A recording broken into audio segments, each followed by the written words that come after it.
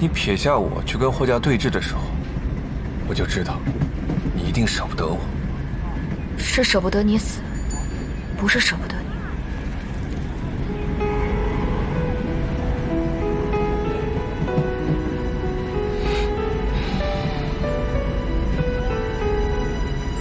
朝你飞奔去，在我以为自己成功忘记你那天起，面对属于有你的过去，我的坚强瞬间溃。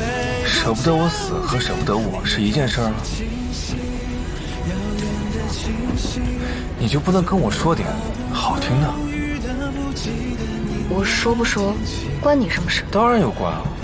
你说好听的话，我就会很开心啊。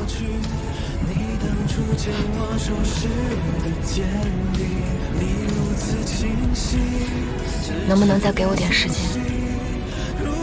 让我找回任素素？当然。那样爱过你，是我最好的决定。